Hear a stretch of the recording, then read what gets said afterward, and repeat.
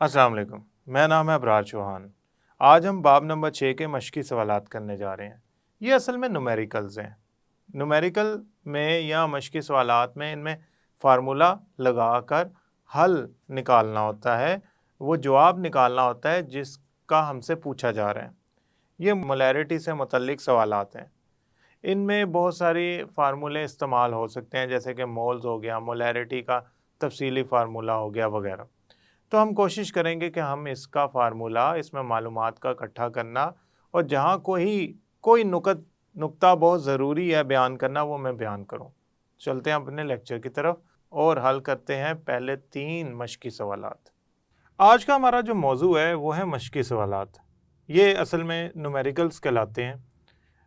Board के तफसीली सवालात में कभी कभार तफसीली जायज़ा आ जाता है, तफसीली सवाल आ जाता है कि कोलाइड, सस्पेंशन और इसके अलावा सॉल्यूशन का फ़र्क बयान करें, और कभी कभार इस तरह के मश्की सवालात या न्यूमेरिकल्स आ जाते हैं। तो हमारे जहन में इसके फार्मूले ज़रूर होने चाहिए, वरना हमारे लिए मुश्किल हो जाएगा इसको पूरे नंबर ले पाना साइंस के मज़ामीन में। लिहाजा अब हम चलते हैं अपने इन मश्की सवालात पे। इनके फार्मूला याद रखने हैं। इनके 3 हिस्से होते हैं। पहला ये है अहम मालूमात इकट्ठी की जाए सवाल में जो दी गई होती हैं। दूसरा हिस्सा ये है फार्मूला कौन सा लगेगा। तीसरा हिस्सा ये है कि आप उसको हल कैसे करते हैं। दोबारा सुन लें, किसी भी मश्की सवाल में पहला हिस्सा ये होता है कि आप उससे मालूमात इकट्ठी करें। दूसरा हिस्सा ये होता है कि आप जो फार्मूला लगाना है वो सोचें लगना कौन सा है। तीसरा हिस्सा ये होता है कि आप उन मालूमात को इस्तेमाल करते हुए हल करें उस फार्मूले को और जवाब निकालें। मैं चलता हूं पहले मश्की सवाल की तरफ। 50 ग्राम चीनी 450 ग्राम पानी में हल की गई है। कंसंट्रेशन निकालें इस सॉल्यूशन की। यानी कि मास हल किया गया है मास के अंदर, तो इससे जो कंसंट्रेशन निकलेगी वो निकलेगी मास परसेंटेज में।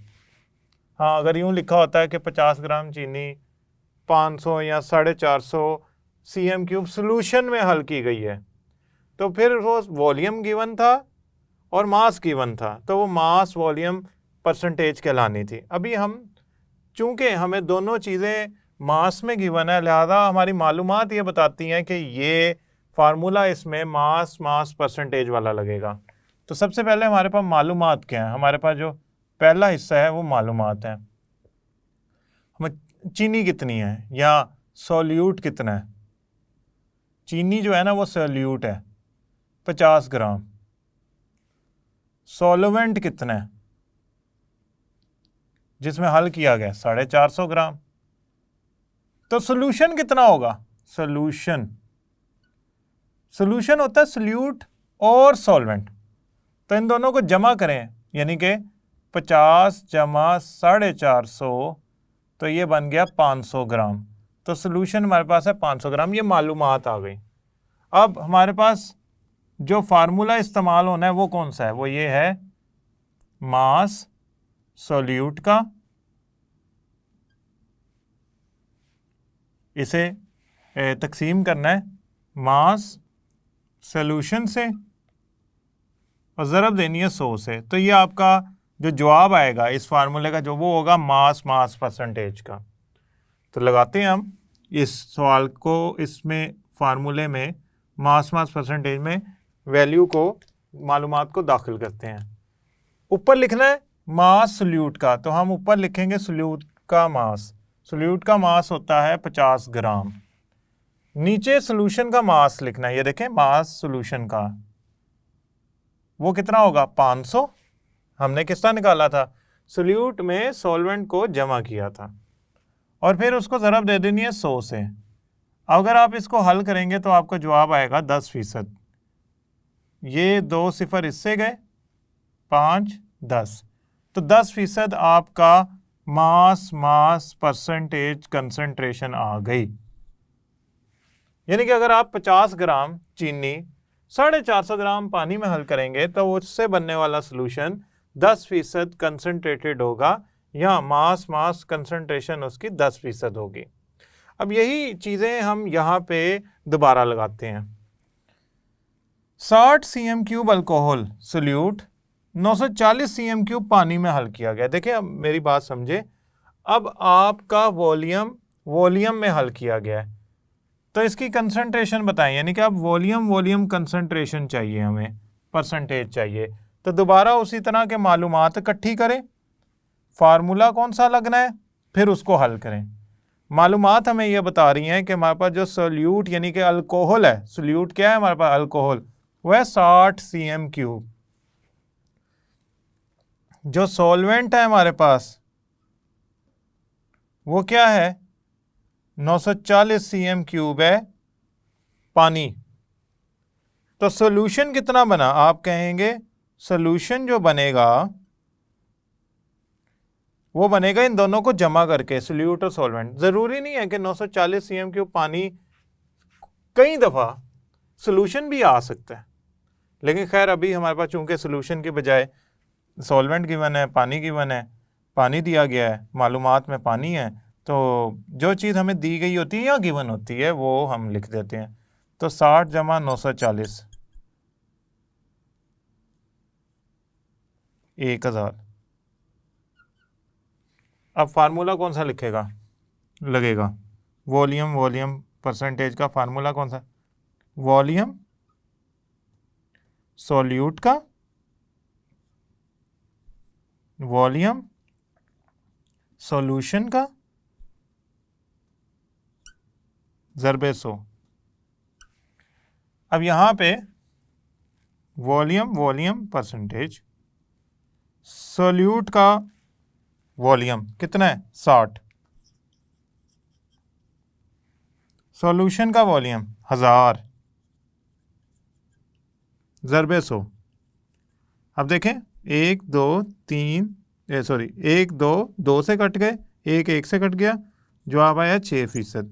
यानी कि आपका वॉल्यूम परसेंटेज कंसंट्रेशन आएगी इसकी 6%। आप ये तो समझ गए ना कि फार्मूला लग कौन सा रहा है। अब हम चलते हैं अपने तीसरे सवाल की तरफ। ये तीसरे सवाल के अंदर 3 सवाल आते हैं, फार्मूला एक है, लिहाजा आपने इसको बड़े गौर से समझना है ताकि आप इसमें बड़ा सादा सा फ़र्क निकाल सकें। मैं पहले एक हिस्सा करूंगा फिर दूसरा। पहले हमें कहा जा रहा है, पहले हिस्से में मैं इस तरह एक लाइन लगा लेता हूं ताकि आपको अंदाज़ा हो कि मैं ये पहला हिस्सा करने जा रहा हूं। हमें साल्ट की मिकदार बतानी है, यानी कि KOH की मिकदार बतानी है। ये हमसे पूछा जा रहा है, ये बताएं। अगर आपको सोल्यूशन की मिकदार बताओ, सोल्यूशन कितना हमारे पास है, सोल्यूशन है 250, मोलैरिटी गिवन है 0.5 मोलर। जैसे ही मोलैरिटी का लफ्ज़ पड़ा, मैंने कहा वॉल्यूम को तो cm³ में नहीं होना चाहिए, dm³ में होना चाहिए। और आपको याद होगा मैंने एक बात समझाई थी आपको, वो बात मैंने क्या समझाई थी कि अगर आपके पास जो वॉल्यूम cm³ में होता है उसको 1000 से तकसीम कर दें तो आपका जवाब dm³ में आ जाता है। यानी कि जो भी आपके पास वैल्यू गिवन है, दी गई है, आप उसे 1000 से तकसीम कर दें तो आपका जो जवाब होगा वो dm³ में आ जाएगा। तो इस सोल्यूशन को मैं 250 को 1000 से तकसीम कर देता हूं ताकि मेरा जवाब जो है वो dm³ में आ जाए। तो मेरा जो जवाब आएगा वो आएगा 0.25 dm³। अब ये होगी मालूमात, लेकिन ना याद रखिएगा जब मोलैरिटी का फार्मूला मैं लगाऊंगा तो वो कुछ यूं होगा, मोलैरिटी का फार्मूला, तफसीली फार्मूला लगाना है, मोल और वॉल्यूम वाला नहीं लगाना। तफसीली फार्मूला क्या था, मास सोल्यूट का, मोलर मास सोल्यूट का ज़रबे वॉल्यूम सोल्यूशन का, किसके अंदर, dm³ में। अब ये हमारे पास फार्मूला आ गया। इसमें हम ना, अब हमें चाहिए मास चाहिए, तो हम क्या करते हैं, यहाँ लिखते हैं मास सोल्यूट का। तो यहाँ क्या आ जाएगा, मोलैरिटी ज़रब मोलर मास, और ये जो वॉल्यूम है ना डीएम क्यूब में, ये मैं खुद इधर लिख रहा हूं क्योंकि जगह नहीं है, आप बेशक इसको यहाँ पे लिख दें। ये फार्मूला बन गया है, ये फार्मूला हम पहले भी पढ़ चुके हैं, उसकी मिसाल भी हल कर चुके हैं। ये फार्मूला बार बार इस्तेमाल होगा, ये फार्मूला बार बार इस्तेमाल होगा।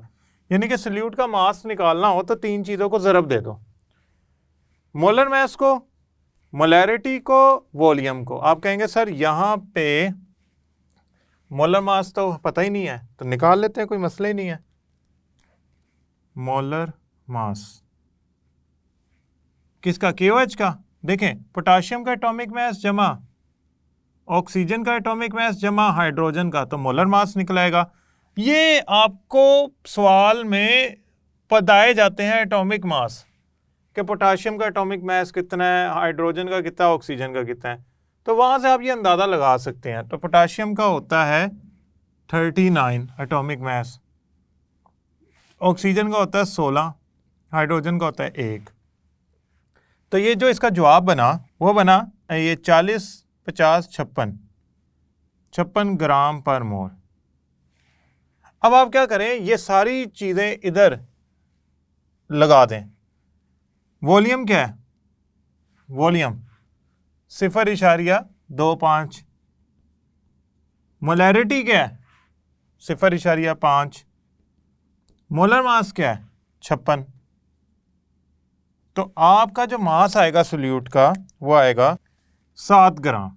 तो इतने ग्राम KOH अगर आप डाल देंगे इसमें तो इतनी मोलैरिटी का सोल्यूशन बन जाएगा। अब हम चलते हैं आगे, ये आपने हमेशा की तरह बॉक्स बनाना है, बड़ा करके लिखना है। अब हमसे पूछा जा रहा है सोडियम नाइट्रेट का 600 cm³ का सोल्यूशन। मालूमात क्या है हमारे पास, ज़रा मालूमात देख लें।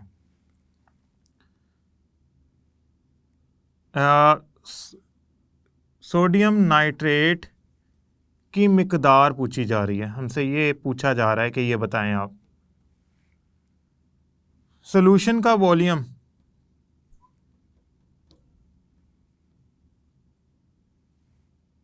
600 cm³ और मोलैरिटी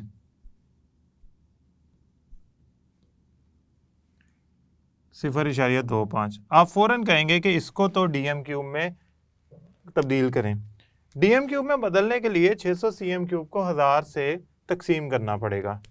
इसको आप अगर 1000 से तकसीम कर देंगे तो आपका जो जवाब है वो आ जाएगा DM³ में। तो इसको 1000 से तकसीम करेंगे तो आपका जवाब आएगा 0.6 DM³। कैसे, कैलकुलेटर पे 600 लिखें, तकसीम का बटन दबाएं और 1000 लिखें तो 0.6 आपका जवाब आएगा।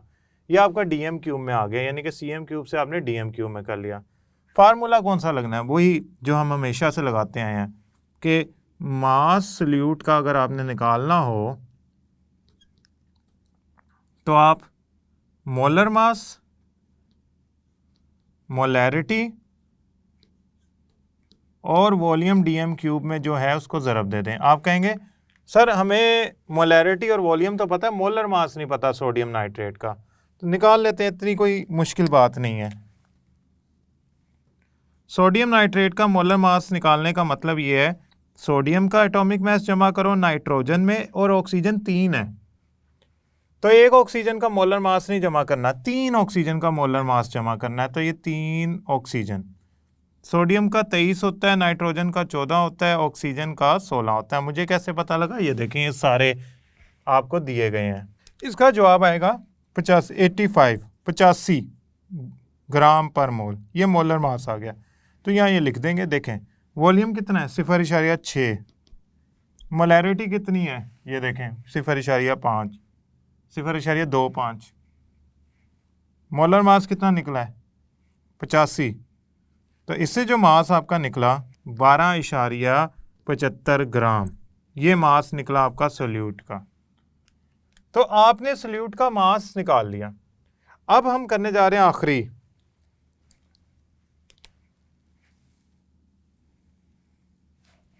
हमें पूछा जा रहा है सोडियम सल्फेट का की मिकदार बताएं। सॉल्यूशन कितना हमें दिया गया है? सॉल्यूशन दिया गया है हमें 800 cm3। तो 800 cm3 को आप लिख सकते हैं 0.8 dm3। कैसे आया? 1000 से डिवाइड करके। मोलैरिटी क्या हमें बताई गई है? 1 मोलर। इसका मोलर मास निकालना है तो बड़ा आसान है। देखें, ये है Na2SO4, Na2SO4, Na2 है ये। तो इसमें 2 Na, 1 S और 4 ऑक्सीजन का मास जमा कर लो। तो ये बना आपके पास, जमा करने के बाद, यानी कि 23 को 2 से ज़रब दो, 32, 4 ऑक्सीजन, ये बना 142, 142। फार्मूला वही यकीनन, मास सॉल्यूट का मोलर मास, मोलैरिटी ज़रबे वॉल्यूम। अब आप क्या करेंगे? सारी चीज़ें इधर लिखें। सॉल्यूशन का मास लिखें आप, वॉल्यूम लिखें 0.8, मोलैरिटी लिखें 1, मोलर मास कितना निकाला है? 142। अब अगर इसे ज़रब देंगे कैलकुलेटर पे तो आपका जवाब आएगा। इसको एम लिख लेता हूँ, इसको ग्राम पर मोल लिख लेता हूँ। आंसर आपका ग्राम में ही आना है क्योंकि आपका मास है। जवाब आया इसका 113.6 ग्राम। इसका जवाब आया 113.6 ग्राम। तो हमने ये फार्मूला लगा के तीनों का जवाब निकाल लिया। मैं उम्मीद करता हूँ ये लेक्चर आपको समझ आया होगा। अगले लेक्चर तक के लिए अल्लाह हाफिज़।